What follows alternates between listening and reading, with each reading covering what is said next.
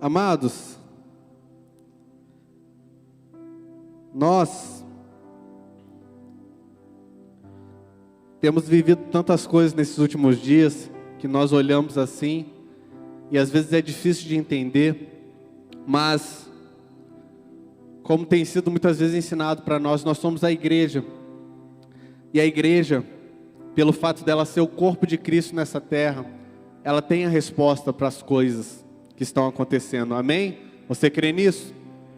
A igreja tem a resposta, não por causa dela em si, mas por causa de quem é o cabeça dessa igreja.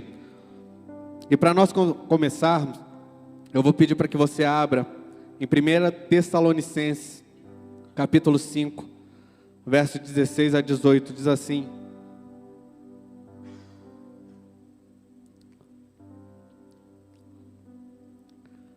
alegrem-se sempre, amém?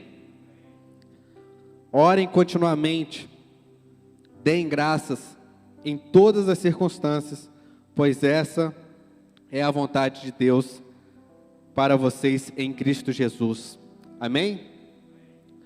Então, essa é a vontade de Deus para vocês em Cristo Jesus. O que essa palavra me ensina? Deus tem vontades para nós em Cristo Jesus, ou seja, por causa de Cristo, por causa de Jesus Cristo, Filho de Deus, por causa daquilo que Ele fez, por causa daquilo que Ele é, há vontades, há expectativas de Deus ao nosso respeito. Talvez se não houvesse um Cristo na história, talvez se não houvesse Jesus, algumas expectativas Deus não teria gerado em nós, mas a partir do momento que o Filho dele veio, que o Filho dele vive, há vontades de Deus ao meu respeito, ao teu respeito, e nós precisamos nos atentar para isso. E foi interessante porque ontem eu estava pensando, com relação a preparar a palavra, e aquelas coisas que vem na cabeça, que você dá aquela viajada, mas muitas vezes o próprio Deus está querendo falar com você. E eu fiquei imaginando, caramba, se... Vamos citar um exemplo aqui, os discípulos de Jesus. Se o apóstolo João, o apóstolo Pedro, viesse aqui e se sentasse num culto, hoje, como nós estamos aqui, se ele se sentasse e falasse, não, eu quero assistir, quero assistir o culto. Qual Jesus ele encontraria no nosso meio? Qual Jesus Pedro e João encontrariam aqui nos comentários, na nossa vida? Será que o mesmo Jesus que eles viveram do lado, que eles caminharam? Se Paulo, vamos pegar o apóstolo Paulo então, que já foi alguém que não viu talvez Jesus fisicamente, a caminhada dele foi depois, mas também teve um encontro com Jesus. Se ele se sentasse do nosso lado, e falasse assim: o que você veio fazer aqui hoje? Se ele perguntasse assim, sentasse e tal, vem cá, Otávio, o que você veio fazer aqui hoje? Muitos de nós normalmente responderia se é natural ver essa resposta na igreja. Não, eu vim assistir um culto. Talvez isso já de cara impactasse Paulo. Ele ia falar, assistir um culto? Mas assim, pelo que ele se lembra da época, culto normalmente envolvia algum tipo de entrega, algum tipo de ação. Então quando você cultua algo, quando você presta culto a algo, normalmente você se envolve, normalmente há um tipo de entrega, de sacrifício, alguma coisa, a pessoa participa, ela não fica só de espectador. Então essa própria afirmação, provavelmente Paulo já ia apertar assim a sobrancelha aqui e falar assim, assistir um culto, isso é novidade para mim, mas amém, São 2000 anos depois, vamos continuar. Talvez uma segunda pergunta que ele fizesse seria tipo assim: normalmente é no domingo que vocês se reúnem? E a pessoa do lado ia falar, não, domingo são 2 cultos. Às vezes para dar uma, Paulo está me perguntando aqui, Paulo, são 2 cultos, não só não. Ele, tá. Não, e segunda-feira, nós temos o ensino, Instituto Global, temos as células na terça-feira, quarta-feira culto, quinta NV. e a pessoa ia, né, falar ali a agenda da igreja, e Paulo ia falar, pô, bacana, tá parecida com a igreja primitiva ali, né, que a gente se reunia todos os dias, né, unânimes ali no templo, nas casas, partindo pão, que massa. Só que aí Paulo poderia vir com a segunda pergunta, e você consegue participar disso tudo? Só que normalmente, a resposta muitas vezes é o quê? Então, Paulo, eu não tenho tanto tempo, eu não consigo, na verdade a minha vida é tão corrida que eu tento pegar o culto de domingo, mas quando não dá, e aí Paulo falaria assim, caramba, tá diferente mesmo, né? 2000 anos se passaram, mas caramba, como tá diferente, porque a gente saiu do momento que era tudo, na verdade, todo dia, o principal motivo era ele, agora, de vez em quando, quando dá tempo, ainda assim ele ia ficar meio estranho, mas assim, ele ia ter uma esperança ainda, ele ia falar, cara, quer ver um negócio que não mudou? Jesus não pode ter mudado. E aí ele perguntaria para a pessoa, e Jesus, você conhece? Não, conheço Jesus. Aí ele, puxa vida, que bom, cara, eu também conheci Jesus. Ah, e você sabe que ele mudou na minha vida? Então, antes eu matava cristãos, eu parei de matar cristãos, antes eu perseguia as pessoas, parei de perseguir, antes eu fazia isso, não fazia mais isso, né? E Paulo ia contar ali a vida dele, porque ele encontrou Jesus. Só que Paulo voltaria para a pessoa e falaria assim, e você? Você quando encontrou Jesus, o que mudou na sua vida? E aí as pessoas iam falar assim, então, eu mentia, Paulo. Aí ele, então hoje você não mente mais. Não tanto, né? Mas eu ainda minto um pouquinho. Aí Paulo ficaria assim, uai, mas tá diferente. Não, então antes, eu, né, eu não queria nem saber, né? Eu fazia o que eu queria, eu me prostituía e tal. Não, e hoje? Não, hoje tá menos, mas eu não parei tanto assim. Não, antes eu enganava, né? Eu fazia aquilo que não vale a pena nem falar, e hoje não, faço muito menos. Faço ali talvez só na hora da declaração do imposto de renda, só uma coisa aqui.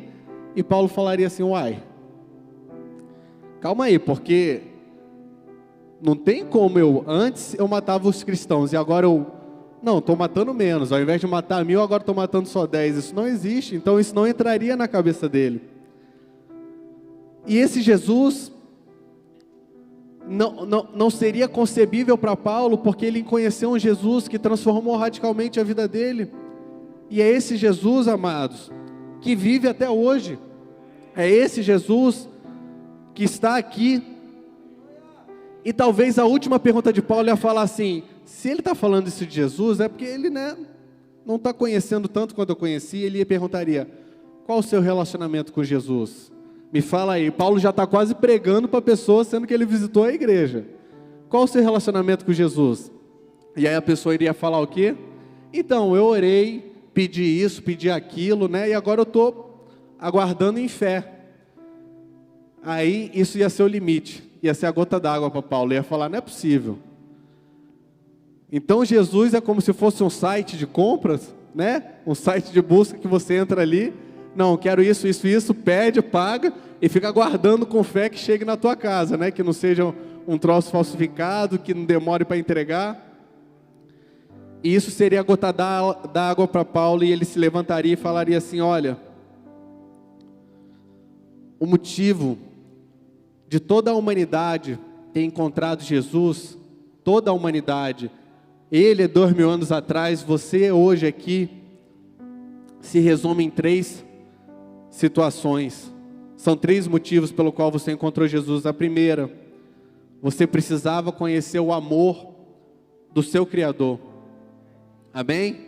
O motivo de Jesus ter vindo a essa terra, primeiro de todos, foi para que nós conhecêssemos o amor do nosso Criador por nós.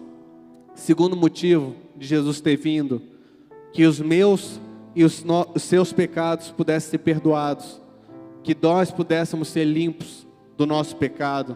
Esse é o segundo principal motivo de Jesus ter vindo a essa terra. E o terceiro e último motivo que Paulo poderia falar, depois de eu ter conhecido o amor daquele que me criou, depois de eu ter sido perdoado dos meus pecados, o terceiro motivo é para que eu possa viver essa nova vida. É para que eu possa viver aquilo que Ele planejou para mim, como filho e como servo em amor. Amém? Glória a Deus, amados. É uma historinha que a gente contou aqui, mas o quanto de profundidade há nisso.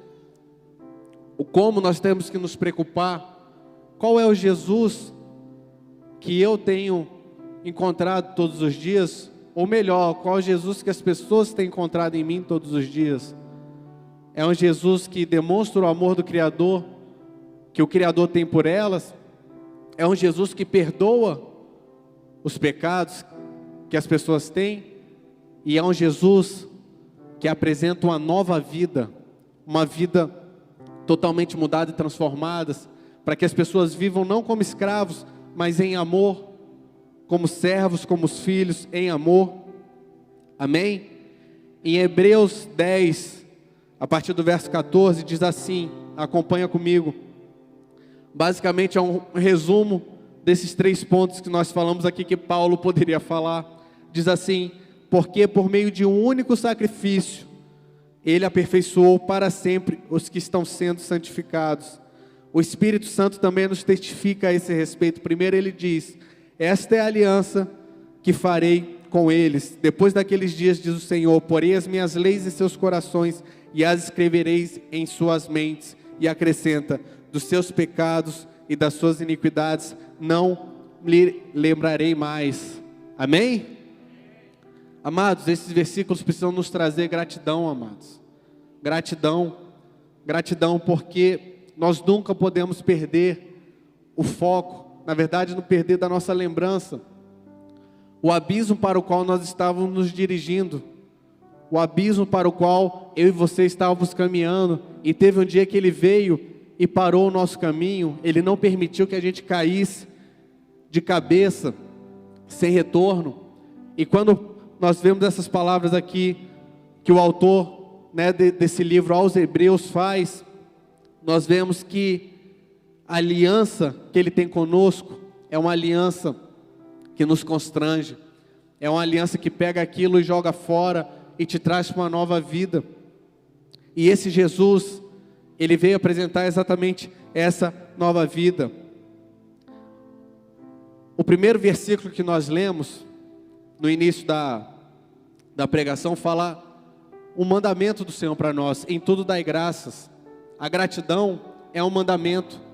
Só que você vê, nós podemos enxergar que a partir do momento que nós temos um entendimento daquilo que Deus fez por nós, essa obediência de em tudo dar graças, de ser grato, de ter uma vida de gratidão, ela não se torna um peso, mas ela é motivada a partir do nosso entendimento daquilo que Deus fez por nós. É fácil você ser grato quando você tem um reconhecimento daquilo que Deus fez por você. Então eu não estou te pedindo para que você tenha, que nós tenhamos uma gratidão cega. Não é para que a gente, em tudo dai graças, então eu sem ter o entendimento eu vou sair agradecendo por tudo. Não é isso. Mas baseado na palavra, baseado em Jesus, baseado naquilo que o teu Criador fez por você, nós podemos ser santos, nós podemos ser gratos, não importa a circunstância que nós estamos vivendo. E esse é um desejo. Eu quero que você saia daqui dessa manhã com esse entendimento no teu coração. A gratidão é um desejo do Senhor para a tua vida. O corpo de Cristo, a igreja dele, precisa ser conhecida como pessoas, como homens e mulheres cheias de gratidão. Como é maravilhoso nós vermos cristãos cheios da alegria do Senhor. A vida da pessoa está passando por várias lutas e dificuldades, mas você enxerga nela a gratidão. Você não enxerga murmuração, você não enxerga reclamação, você enxerga gratidão. E não é mágica, amados, não é fachada, mas é o Espírito Santo que traz essa gratidão. E é isso que nós precisamos. É interessante porque é fácil você reconhecer uma pessoa ingrata. A pessoa ingrata muitas vezes, vamos soltar talvez o exemplo mais fácil. Você entrega um presente, a pessoa ingrata, ela pode recusar: não, nem quero, de você eu não quero nada. mas ela também pode receber e largar de lado. Já viu? Poxa, outra pessoa teve o maior esforço para conseguir, marcar aquele momento de dar uma lembrança presente. O que a pessoa ingrata faz? Ela pega e coloca do lado, nem abre, nem vê. Muitas vezes é nisso que consiste a ingratidão. Só que João 14:15, olha o que Jesus está ensinando: se vocês me amam, obedecerão aos meus mandamentos. João 14:15, se vocês me amam, obedecerão aos meus mandamentos. Ou seja, eu não pego o mandamento do Senhor e coloco ele de lado, não. Há um mandamento para que você seja grato. Há um mandamento para que eu seja grato em tudo, em todas as circunstâncias. E eu não posso jogar esse mandamento de lado. Eu não posso ser esse ingrato. Em Hebreus 10, 24 e 25, a palavra de Deus diz: e consideremo-nos uns aos outros. Amém? Hebreus 10, 24 e 25. Consideremo-nos uns aos outros para incentivar-nos ao amor e às boas obras. Não deixemos de reunir-nos como igreja, segundo o costume de alguns, mas encorajemo-nos uns aos outros, ainda mais quando vocês veem que se aproxima o dia. Isso aqui é interessante, amado, porque quando alguém nos ensina, quando alguém nos corrige, quando alguém nos impulsiona para um novo tempo, para uma nova direção, para algo que, caramba, não é bem isso que eu estava pensando, mas há uma direção para um novo caminho. O quão grato nós temos sido por isso. O que é encontrado em nós, gratidão ou ingratidão? A partir do momento que você não recebe, a partir do momento que Deus está te dando uma nova direção e você muitas vezes deixa de lado. A própria palavra está falando aqui, talvez fosse algo que lá atrás eles já estavam vivendo. Quantos que a partir do momento que a palavra de Deus começava a ensinar, começava a dar uma direção, o que eles faziam? Abandonavam a igreja, deixavam de congregar. Então, se lá atrás acontecia, quanto mais hoje, nos dias de hoje, não poderia isso acontecer. Quanto isso é perigoso, como na verdade quando tem uma palavra, aquela palavra que você sabe que fala assim, caramba, isso foi pedrada, hein? É difícil, mas quanto essa palavra é importante para nós, como essa palavra vai trazer crescimento, como na verdade nós precisamos ser gratos. A palavra de Deus fala que o Senhor, Ele corrige aquele a quem Ele ama. Então nós precisamos ser gratos nesse sentido. Em 1 Timóteo 4, versículo 1 ao 5 diz assim: ora, o Espírito afirma expressamente, nos últimos tempos alguns apostatarão da fé por obedecerem a espíritos enganadores e a ensinos de demônios, pela hipocrisia dos que falam mentiras e têm cauterizado a própria consciência, que proíbem o casamento e exigem a abstinência de alimentos que Deus criou para serem recebidos com ações de graça pelos fiéis e por quantos conhecem plenamente a verdade. Pois tudo o que Deus criou é bom e recebido com ações de graça, nada é recusável, porque a palavra de Deus e pela oração é santificado. Pela palavra de Deus e pela oração é santificado. Amém? Então, esse é um texto do Paulo, aquele Paulo que visitou aqui, que sentou do nosso lado perguntando. Lá atrás ele fala para Timóteo: olha, vai chegar um tempo que vão ter uns ensinamentos errados aí, vai ter umas doutrinas demoníacas. E ele vem falando ali, explicando algumas coisas, e no final, ele vem tratar daquilo que precisa ser o hábito na vida cristã, recebendo as coisas de Deus com ações de graças, tratando aquilo que Deus te concede com ações de graça, santificando, porque aquilo que é santificado pela palavra do Senhor, aquilo que é santificado quando nós consagramos a Ele, nós precisamos entender o poder que há na gratidão, o poder que há no momento que você recebe algo e você ora a Deus agradecendo, aquilo ali está sendo selado. Deus consegue enxergar em nós um coração grato, um coração que recebe, um coração ensinável. E quando Paulo está ensinando isso, ele entende e ele demonstra para Timóteo que a gratidão é uma constante na vida de um crente. A gratidão é algo visível nas nossas vidas.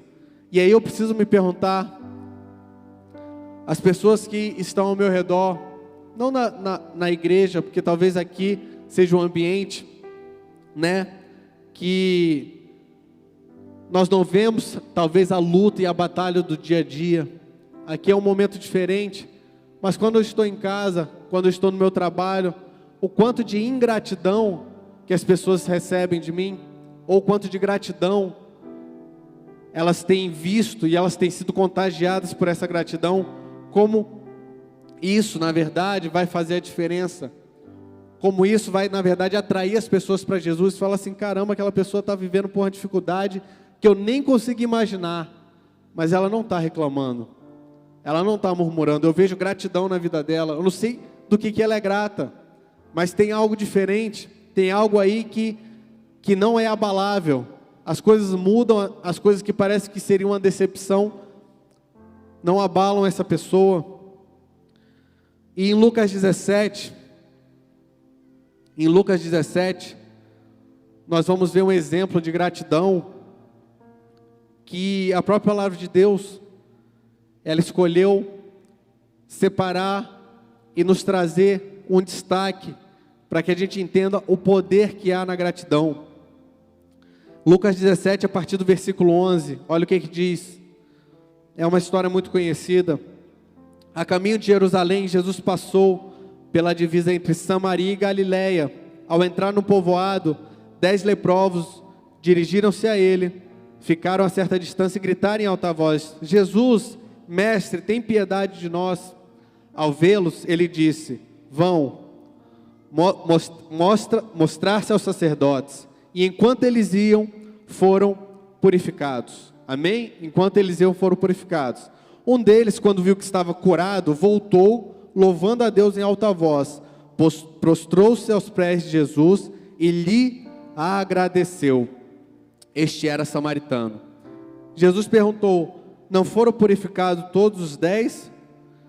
Onde estão os outros 9? Não se achou nenhum que voltasse e desse louvor a Deus, a não ser este estrangeiro? Então ele lhe disse: levante-se e vá, a sua fé o salvou. Glória a Deus. O que nós vemos aqui é Jesus destacando. É interessante, porque a gente não pode achar que há coincidências na palavra de Deus, mas tudo havia um propósito. E ele fala exatamente, esse homem era samaritano, ele era estrangeiro, ele talvez fosse o único daqueles 10 ali que não eram judeus, que não eram talvez do cunho religioso, que não tivesse conhecimento da lei. Mas aquele homem, a partir do momento que ele se viu curado, ele voltou e agradeceu, e a gratidão trouxe salvação. O último versículo fala o quê? Levante-se e vá, a tua fé te salvou. Aquela atitude daquele homem voltar e agradecer a Jesus, reconheceu que ele era o Filho de Deus, reconheceu que ele não era apenas um profeta que estava liberando uma palavra de cura, não, aquele ali era o Filho de Deus, e ele voltou para agradecer, e a fé daquele homem o salvou. Então entenda, a gratidão trouxe salvação àquele homem. O clamor dos outros leprosos apenas trouxe a cura, mas o único que recebeu salvação nesse momento foi aquele que agradeceu. Amém, igreja? Entenda, a vida eterna é uma das, é o selo que nós temos todos os dias que nós caminhamos aqui. A partir do momento que nós recebemos a vida eterna, aquilo está selado sobre as nossas vidas, aquilo gera um peso de gratidão. Ainda que as coisas saiam do controle de uma maneira que você não imaginou, em áreas da sua vida, na sua família, emocional, na sua saúde, nas suas finanças, há um selo sobre você de vida eterna, há um selo que te faz ter gratidão de uma maneira que você não entende. No período que nós estamos vivendo, são tantas perdas, incertezas, e a tendência é sempre que a gente olha para aquilo que tem dado errado. Fala assim: poxa, Otávio, você está falando de tudo isso, mas você não sabe o que eu estou passando, e eu realmente não sei, mas há um Deus que sabe, há um Deus que conhece tudo que você tem passado, tudo que a sua família tem passado, e ainda assim, Ele te pede: não olhe para a situação, olhe para mim. Não olhe para essa dificuldade, olhe para mim. Não olhe para aquilo que parece que vai acontecer, olhe com gratidão para aquilo que eu já fiz, olhe. E entenda, amados, não é aquela história, né, o copo que foi enchido até a metade ali, né, e tudo depende de como você vê, ou o copo está meio cheio ou está meio vazio. Não é isso, amados, é algo muito mais profundo, porque na verdade Satanás, ele quer atacar a igreja de Jesus Cristo com a ingratidão, com esse pecado, porque ele sabe que há uma dimensão poderosa que é liberada sobre as nossas vidas, sobre a igreja, a partir do momento que há gratidão nos nossos corações, a partir do momento que nós vivemos de gratidão em gratidão, todos os dias dando graça, há algo liberado sobre nós, e nós vamos ver isso na palavra de Deus, em Mateus 15, 36 a 38, olha o que diz. Jesus, depois de tomar os 7 pães e os peixes e dar graças, partiu-os e os entregou aos discípulos, e os discípulos à multidão. Todos comeram até se fartar, e juntaram 7 cestos cheios de pedaços que sobraram, e os que comeram foram 4.000, sem contar mulheres e crianças. Amém? Então entenda, o próprio Filho de Deus, a partir do momento que ele tinha algo em suas mãos, ele não ficou preocupado, ele não reclamou: pai, mas eu só tenho 4, pai, eu só tenho isso, pai, o senhor não está vendo essa multidão? Ao contrário, o que ele fez foi dar graças. A partir do momento que o Filho de Deus deu graças, a partir do momento que os céus conseguiram encontrar gratidão em Jesus, o milagre foi liberado, a multiplicação ocorreu. Você vê que Jesus não precisou explicar nada, né? Pai, como é que a gente vai fazer isso ou aquilo? Pai, mas isso aqui não vai dar. Pai, será que isso aqui vai dar até o final do mês? Pai, será que eu vou conseguir? Apenas agradeça por aquilo que você tem hoje na tua mão, agradeça pelo recurso que Deus coloca hoje na tua mão. É com esse recurso e com a gratidão do nosso coração que os céus serão abertos. Em nome de Jesus, a gratidão abre o caminho para a manifestação do poder de Deus.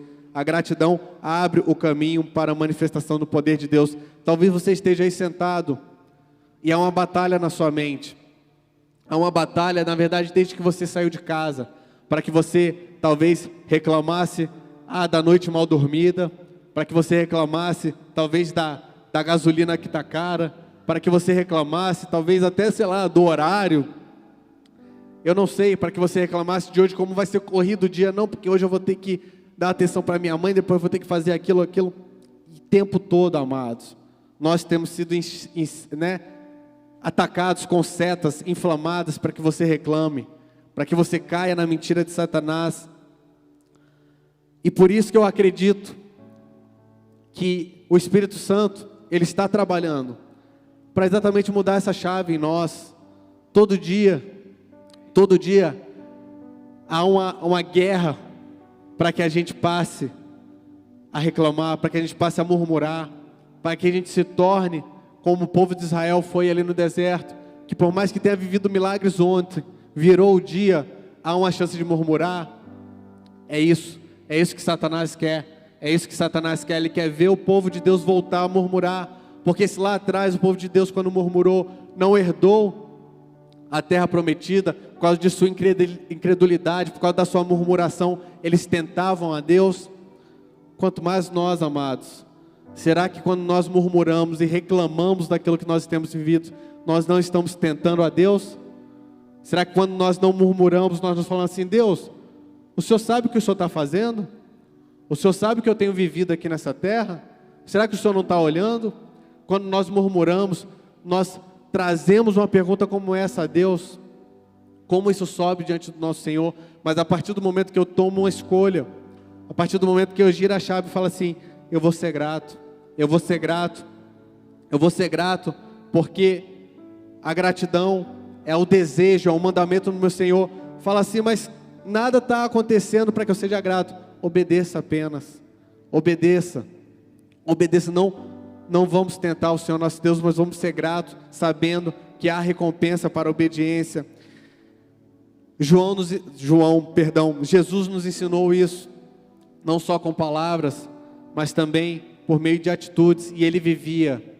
Ele sabia que talvez por mais que ele sofresse perseguição, por mais que levantes estivesse acontecendo contra a sua vida, ele sabia que a chave não seria murmurar, a chave não seria reclamar, mas a chave seria ser grato em tudo. E talvez um dos maiores exemplos que nós podemos ver isso foi na história conhecida como a ressurreição de Lázaro. Em João 11:41, não precisa abrir, mas João 11:41, olha o que diz. Então tiraram a pedra. Amém? Só o contexto. Antes Jesus veio, né? Ele deixou exatamente a passar os 4 dias. Lázaro já estava 4 dias morto e ele chega.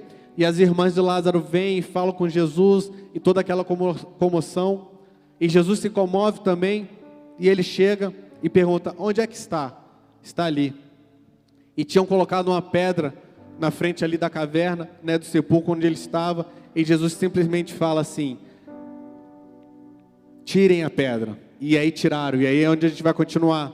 João 11:41. Tiraram a pedra. Jesus olhou para cima e disse: Pai, eu te agradeço porque me ouviste. Amém? Note que Lázaro não tinha se mexido ainda. Amém? Lázaro não tinha saído do túmulo.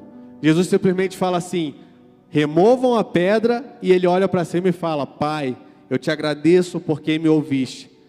Eu sabia que sempre me ouves, mas disse isso por causa do povo que está aqui, para que creia que tu me enviaste.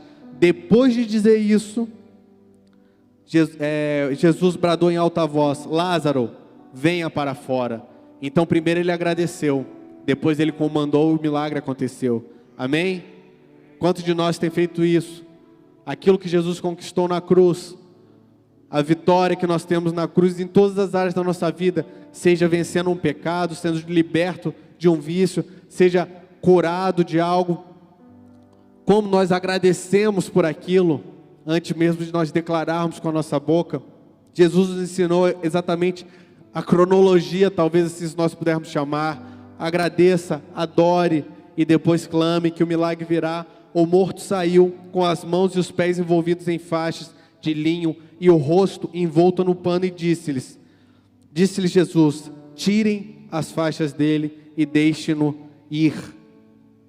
Amém? Jesus agradeceu não pelo que viu, Jesus não agradeceu pelas circunstâncias. Estava todo mundo chorando, havia uma pedra e havia 4 dias que o cadáver lá estava. Jesus não agradeceu por isso, Jesus não agradeceu por aquilo que ele viu.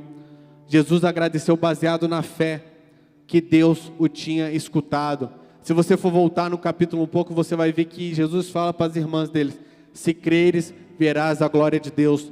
Para a mesma irmã ele fala antes: eu sou a ressurreição e a vida, aquele que crê em mim, ainda que morra, viverá. Então Jesus, ele já tinha essa palavra liberada, ele já tinha liberado essa palavra que tinha vindo do alto. No momento que ele chega para a ressurreição em si, ele não precisa falar nada com relação a isso, que ele era aquilo, que ele era a ressurreição, a vida. Não, aquilo já tinha sido liberado dos céus, mas ele chega e fala o quê? Pai, eu te agradeço, porque o Senhor me ouviu. E a gratidão, ela abriu as portas do céu para o milagre. Ela moveu o sobrenatural sobre a vida de Lázaro. E isso vai acontecer nas nossas vidas, amados. Talvez tenha áreas que você fala assim: ou está morrendo, ou está quase morrendo.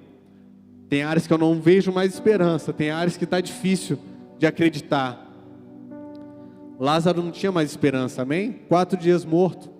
As próprias irmãs dele falaram assim: Senhor, se o Senhor estivesse aqui, ele não teria morrido. Ou seja, elas mesmas já tinham aceitado a morte dele.